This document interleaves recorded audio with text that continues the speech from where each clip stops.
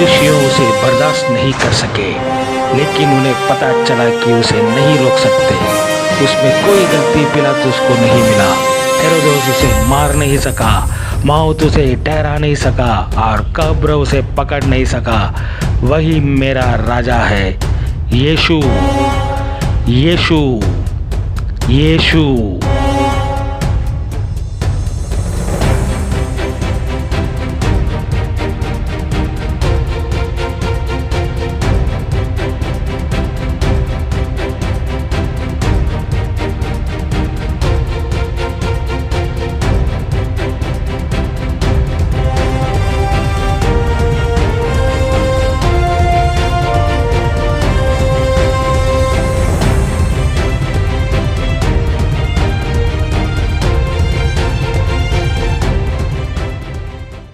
Hallelujah, praise the lord. हमारे प्रभु यीशु मसीह के परमेश्वर और पिता का धन्यवाद हो, जो दया का पिता और सब प्रकार की शांति का परमेश्वर है। वह हमारे सब क्लेशों में शांति देता है। हमारे पिता परमेश्वर और प्रभु यीशु मसीह की ओर से तुम्हें अनुग्रह और शांति मिलती रहे।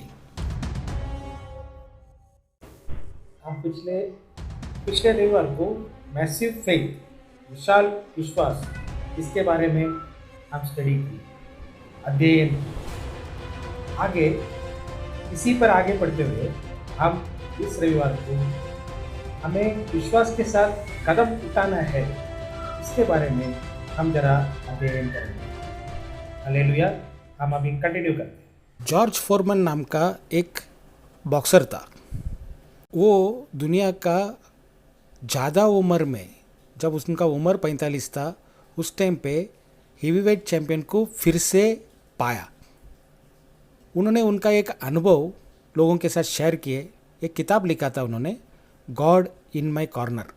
उस किताब में एक अनुभव के बारे में वो बता रहे हैं। जब भी वो बॉक्सिंग रिंग में लड़ाई के लिए जाते थे, तब जब उनका इंट्रोडक्शन किया जाता था, बोला जाता था कि माजी heavyweight champion, the former heavyweight champion, ऐसा करके उनका इंट्रोडक्शन होता था। उसी वक्त जॉर्ज फोरमन साहब ने अपने दिमाग में यह सोचते थे कि मैं फ्यूचर हेवीवेट चैंपियन बनूंगा, यानी कि भविष्य काल में मैं हेवीवेट चैंपियन बनूंगा। तो उन्होंने हेवीवेट चैंपियन फिर से 45 साल की उम्र में कैसे पाए?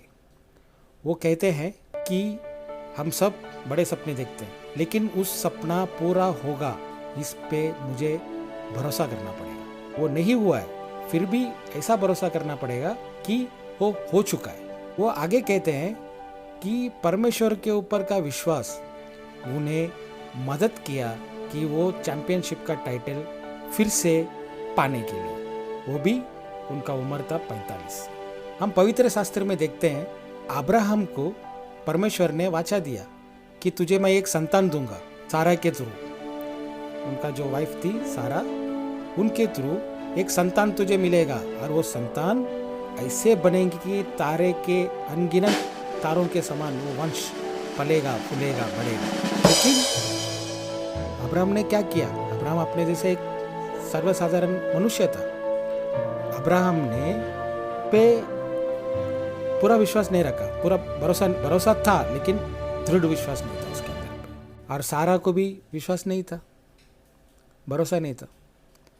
तो सारा, उनका जो नौकरानी थी हगार, उसके थ्रू एक बच्चा उन्होंने पाया, इस्माइल। फिर भी परमेश्वर बोलता है कि मैं तुझे संतान दूंगा। तो अब्राहम बोलता है मेरा उम्र 100 हो चुका है, मैं 100 उम्र का हो चुका हूँ, और सारा मेरा औरत जो है वो 90 उम्र की है।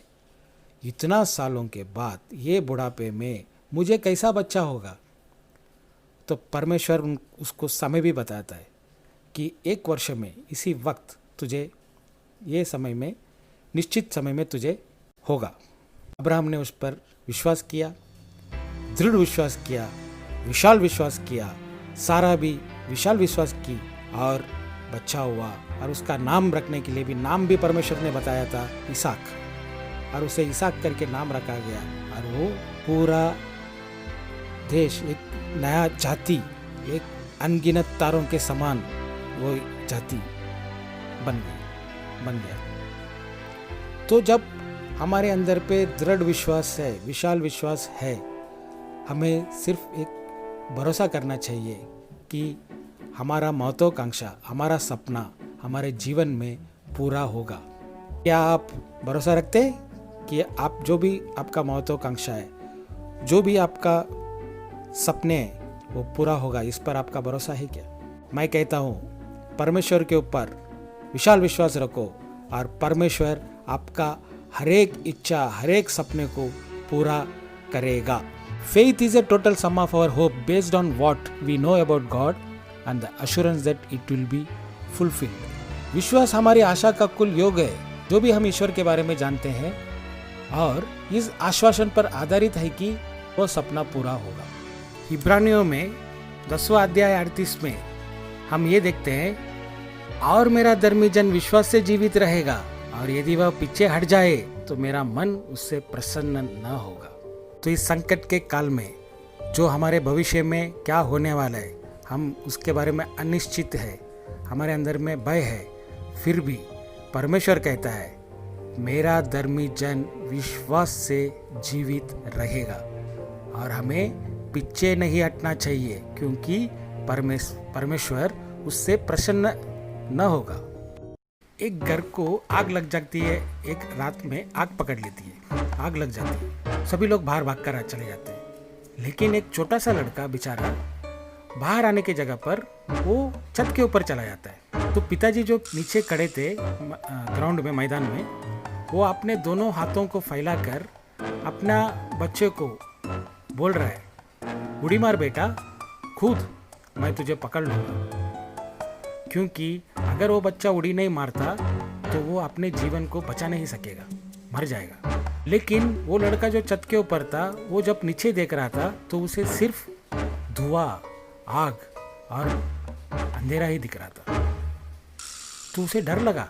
पिताजी का आवाज़ उसे सुनने में आ रहा था कि उड़ी मार, मैं तुझे पकड़ लूँगा, लेकिन उसे डर लग रहा था कि मैं कैसे उड़ी मारूँ, मैं तो देख नहीं पा रहा हूँ, मुझे कुछ दिखाई नहीं दे रहा है, धुआं है, आग लगी है। तो पिताजी को देख नहीं पा रहा था कि वो चिल्लाकर बोल रहा है, पिताजी मैं तुम्हें देख नहीं पा रहा हूँ।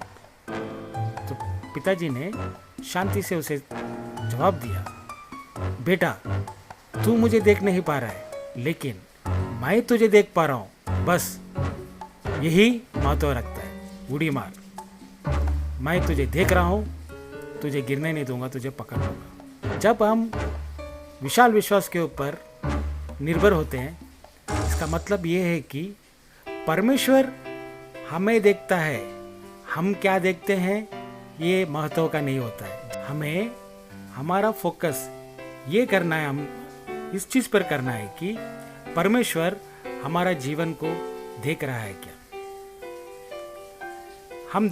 हम देखेंगे आगे कि परमेश्वर हमारे सिचुएशन को किस प्रकार से देखता है। Faith is a leap into light. It's not a step into darkness.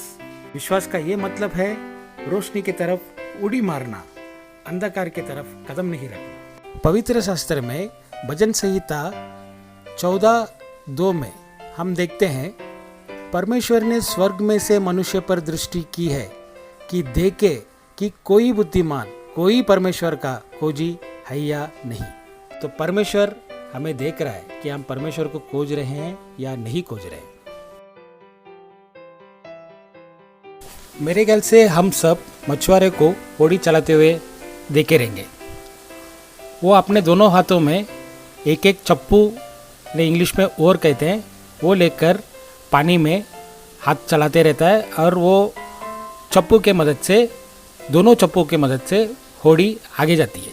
तो एक मछुआरे ने अपने चप्पू में, एक चप्पू में ये लिखा था, विश्वास करके पेंटिंग किया था, और दूसरे चप्पू में कृति यानी कि वर्क करके, उसने एक चप्पू में विश्वास करके पेंटिंग किया हुआ था, लिखा हुआ था, और दूसरे चप्पू में कर्म यानी कि वर्क, एक्शन, ये लिखा था।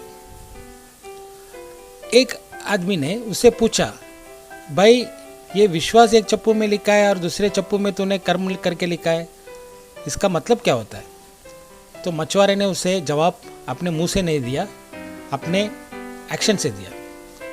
उसने होड़ी को पानी में रखा और एक चप्पू लेकर चलाने लगा। विश्वास का चप्पू को लिया हाथ पे और चलाने लगा। होड़ी आगे नहीं जा रही थी, होड़ी पानी के प्रवाह में उथल पुथल कर रही थी।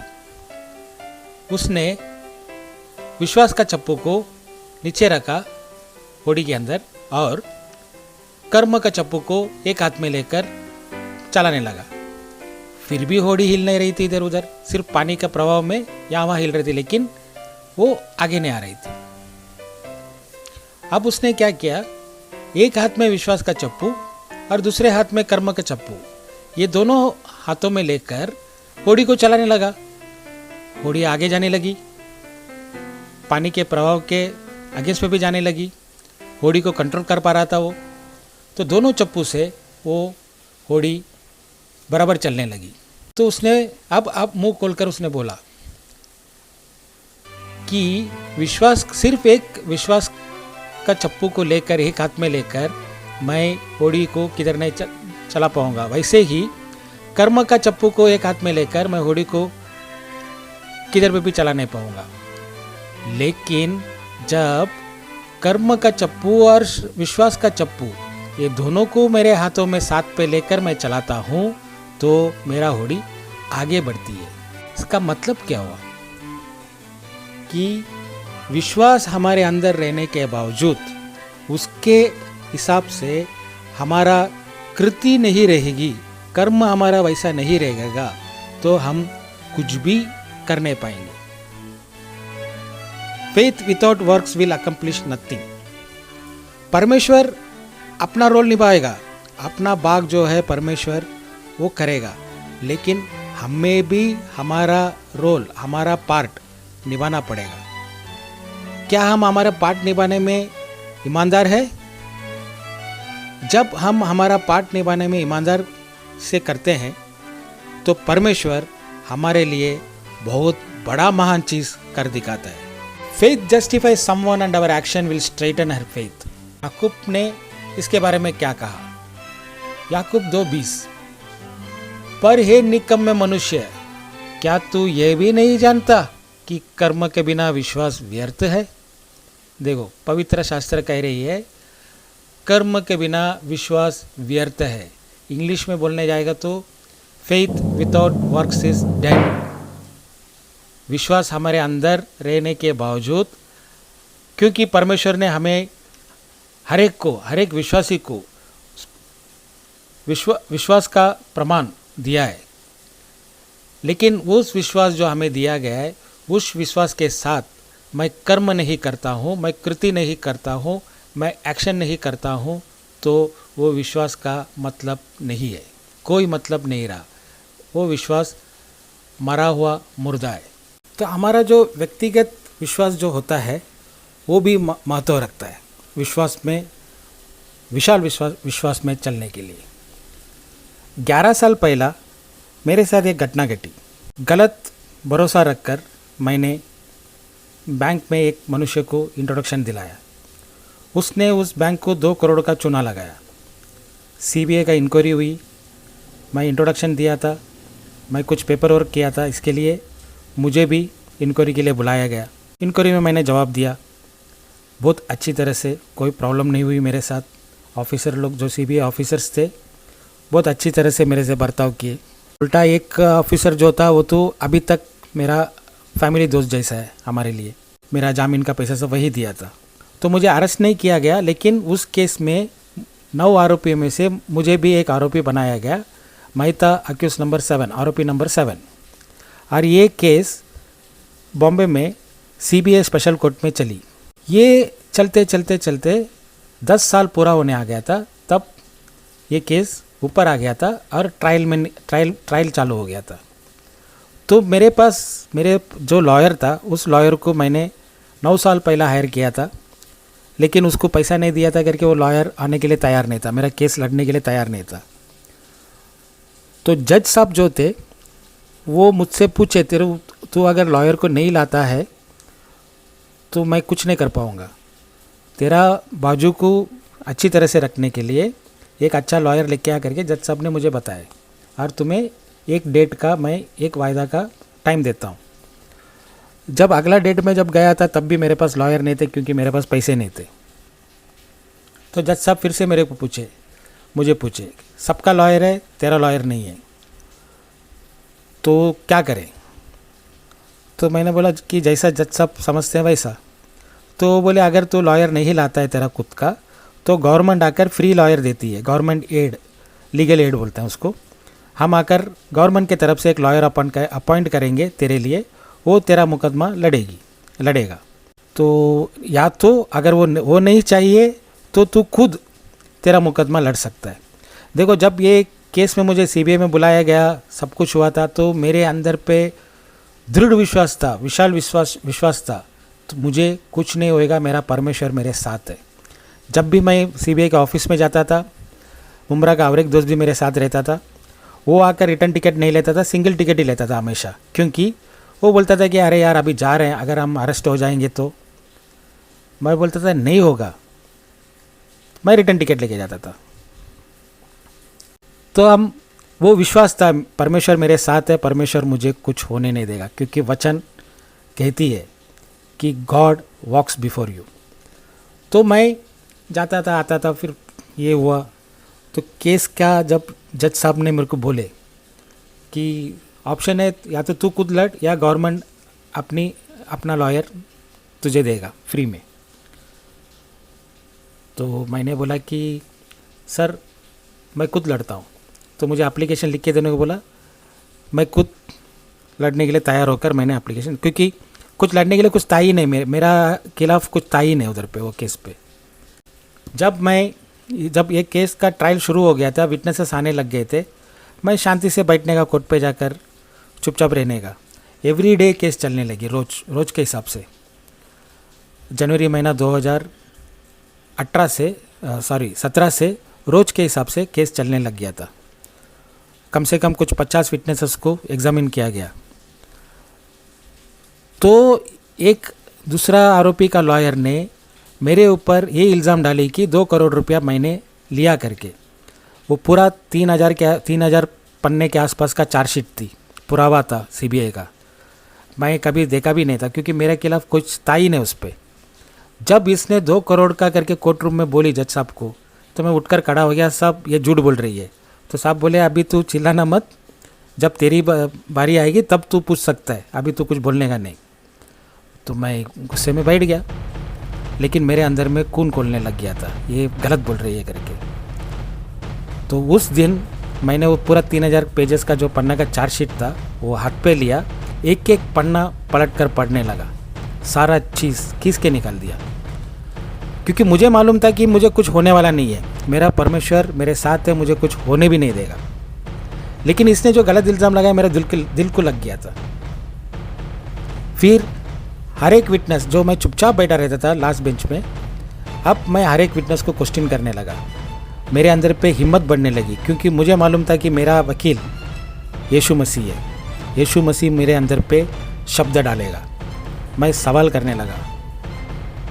तो वहाँ के कोर्ट रूम के अंदर मैं अपने आप को बड़ा नाम के हिसाब से मैं बोलने रहा हूँ, घमंड के साथ बोलने रहा हूँ। लेकिन कोर्ट रूम के अंदर जो दूसरे लॉयर लोग जो रहते थे, मुझे पूछने लगे कि तू लॉ पढ़ा है क्या। मैं बोला नहीं साहब, मैं 11वीं ड्रॉप आउट हूँ, मैं पढ़ा लिखा नहीं है। बोला तू बहुत शार्प है, बहुत अच्छी तरह से तू पूछ रहा है। तो मेरे अंदर पे हिम्मत बढ़ने लगी। मैं पहला सोचा था कि आखिरी स्टेज का जो आर्ग्यूमेंट होती है, फाइनल आर्ग्यूमेंट, उस समय में मैं लॉयर को हायर करूँगा और फीस दूंगा। ये मेरा एक लॉयर दोस्त के साथ बात भी हुई थी।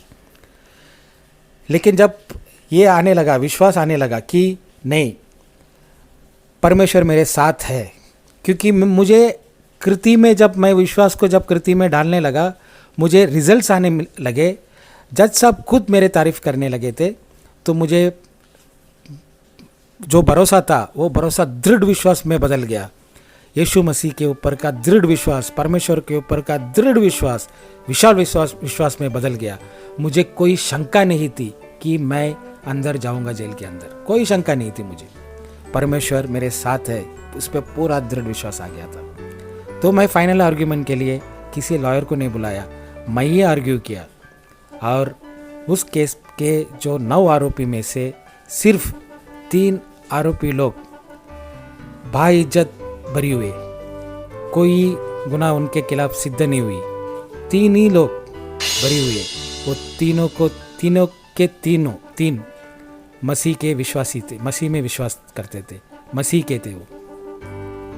तो हम 3 छूट गए, बाकी लोगों को सजा मिला। मैं परमेश्वर को इतना धन्यवाद किया क्योंकि जिस दिन अप्रैल 24, 2019 को जजमेंट था, मैं घर पे, मेरा वाइफ को मालूम था कि आज जजमेंट डे है, लेकिन वाइफ को भी विश्वास था कि मुझे कुछ नहीं होगा क्योंकि वो भी मसीह की थी, तो उसको भी विश्वास था कुछ नहीं होगा। तो मैंने भी ये नहीं बोला कि मैं आज आऊँगा क्या, वापस आऊँगा क्या, नहीं आऊँगा, मुझे मालूम नहीं, अगर सज़ा हो गया तो जेल में जाना पड़ेगा। मैं नहीं, मेरे अंदर में कोई शंका ही नहीं थी कि मैं जेल जाऊँगा करके, क्योंकि फुल विश्वास के साथ मैं उस दिन गया अप्रैल महीने की 24 तारीख को, और जजमेंट हुआ, बाइज्जत बरी हुआ। कहने का ये तात्पर्य है कि हम जब मसीह में विश्वास के साथ चलने लगते हैं, डर लगता है शुरुआत पे, हमें विश्वास करने का जो ये रहता है ना, क्या बोलते हैं उसको, कि विश्वास हमारा दृढ़ नहीं रहता है, विश्वास में शंका अटैच रहती है, डाउट्स रहते हैं, ऐसा होगा क्या, वैसा होगा क्या। परमेश्वर कहता है कि तू जिस पर विश्वास करता है वो पूछ और वो तुझे मिलेगा। तो what I believe is I have to believe that I have received it.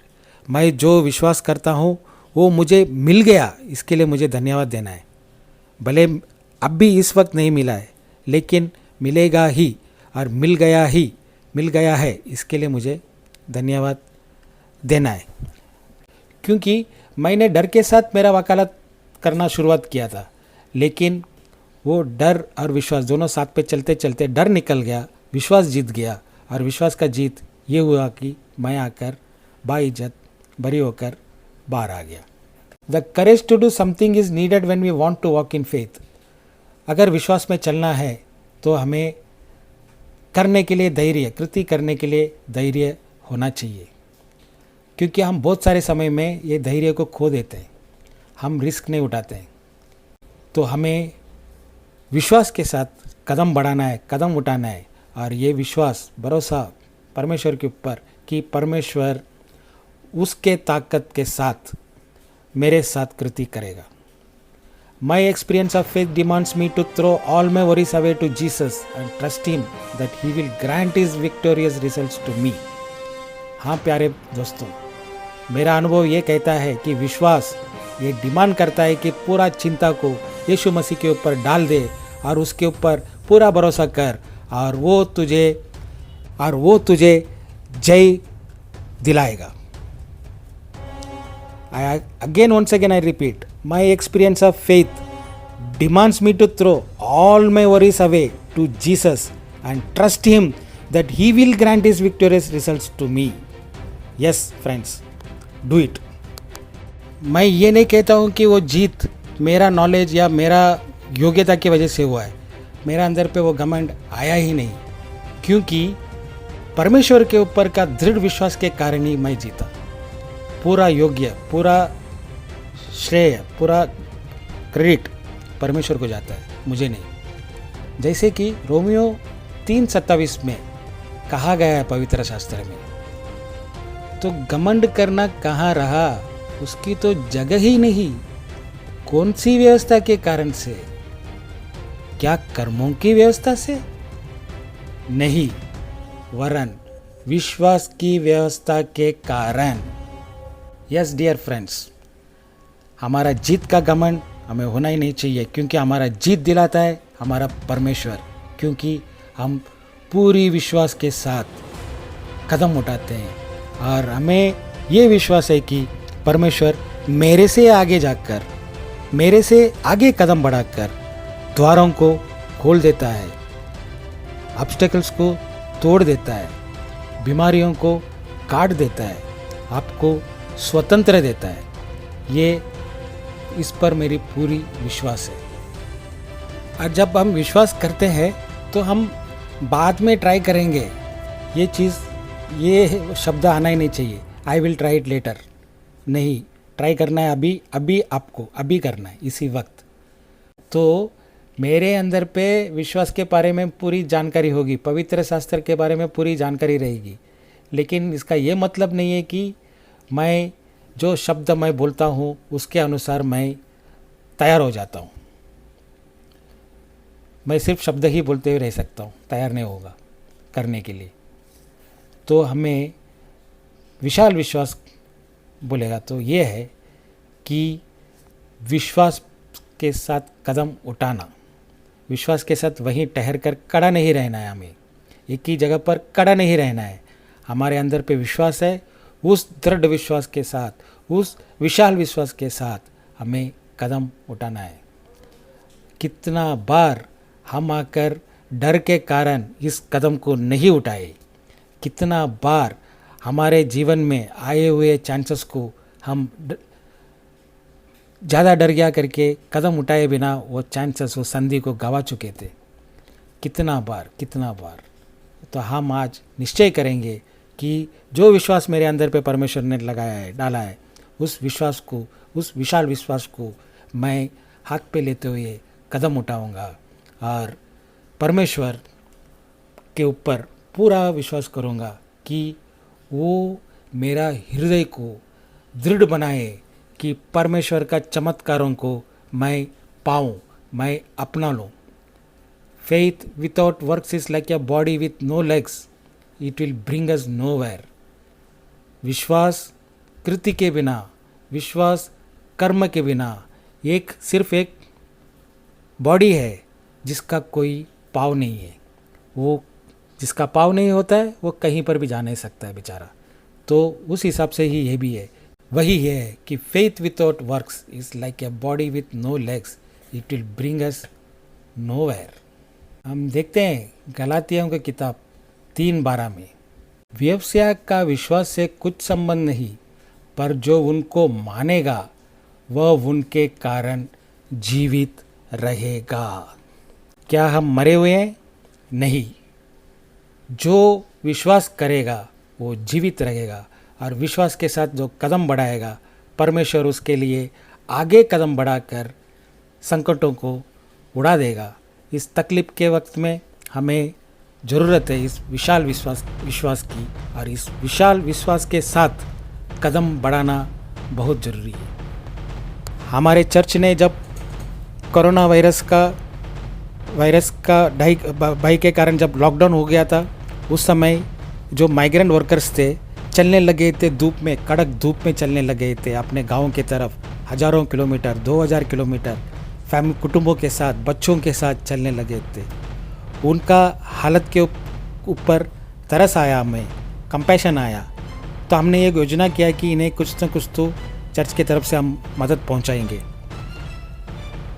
उस समय लॉकडाउन का वक्त था, आदमी को बाहर आना जाना सबका रिस्ट्रिक्शंस से, फिर भी हमें विश्वास था कि परमेश्वर इस कार्य को सफल करेगा। और आप लोग ने उस विश्वास के साथ मदद किया पैसे के रूप में, और वॉलंटियर्स जो हमारे जवान लोग थे उन लोग जंग लड़ने के लिए मैदान में उतरे। कोरोना वायरस का डर के बिना हमारे जो वॉलंटियर्स थे, हमारे पासवान डेविड साहब थे, हाईवे में हम उन गर्दियों के बीच पे रहकर उन्हें मदद पहुंचाया, पानी दिया, उनको फल दिए, उनको खाना दिए, और हमें कोई कुछ करोज तक नहीं आया। कोरोना किधर था मालूम ही नहीं पड़ा, हमें डर भी नहीं था। हमारे जवान वॉलंटियर्स एंजॉय किए दूसरों के मदद करने में। तो विश्वास के साथ घर के अंदर बैठकर, विश्वास के साथ बैठकर कुछ नहीं होने वाला है। हमें कदम उठाना है, हमें कुछ करना है। डर के मारे कदम नहीं उठाएगा तो संधि चली जाएगी। दुनिया इस माहौल में बदल रही है। कोरोना के वजह से व्यवसाय बदल रहा है। जो स्कूल चल रहे थे, स्कूल के बेंचेस में जाकर बच्चे बैठकर पढ़ रहे थे, अब वो एंड्रॉयड मोबाइल में, डेस्कटॉप में, कंप्यूटर में ऑनलाइन उन्हें सिखाया जा रहा है। यानी कि सारा व्यवसाय का जो चीज़ है वो बदल रहा है। कोर्ट में फैसला वीडियो कॉन्फ्रेंस के थ्रू सुनाया जा रहा है। आरोपियों को कोर्ट पे लाया नहीं जा रहा है, उनको जेल के अंदर रखकर ही वीडियो कॉन्फ्रेंस के थ्रू फैसला सुनाया जा रहा है। बहुत सारे इस पे, जैसे कि दवाई घर पे ऑनलाइन में आ रही है, सामान ऑनलाइन में आ रही है, बहुत सारे चीज़ बदल रहा है। इस बदलते हुए ज़माने में जो व्यवसाय में मैं हूँ, जो नौकरी में मैं हूँ, मेरा आगे क्या होने वाला है, मेरा फ्यूचर क्या है, मुझे पता नहीं। तो मुझे विश्वास के साथ पवित्र शास्त्र को अंदर लेकर निगल कर उसके परमेश्वर मुझे क्या कहता है उसको सही तरह से सुनकर विश्वास के साथ, विशाल विश्वास के साथ मुझे कदम उठाना है। मैं जब एक कदम उठाऊंगा, परमेश्वर मेरे लिए 2 कदम 100% उठाएगा। यस फ्रेंड्स, आई होप आप इस वचन, इस बाइबल अध्ययन से आशीषित हुए। आपको विश्वास में बढ़ने का एक धैर्य मिला है, इसका मैं आशा करता हूँ। इस आशा के साथ मैं विदा लेता हूँ। This is Rajguru from glory to glory ministries signing off. God bless you all. Thank you, and I especially want to thank my pastors for encouraging me to record this audio and put it in on YouTube.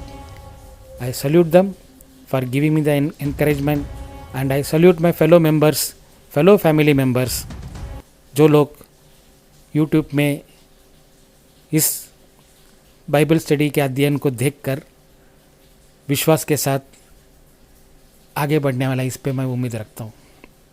Thank you once again. God bless you all. Hi, praise the Lord. This is Moses Michael from Glory to Glory Ministries, Mumbra.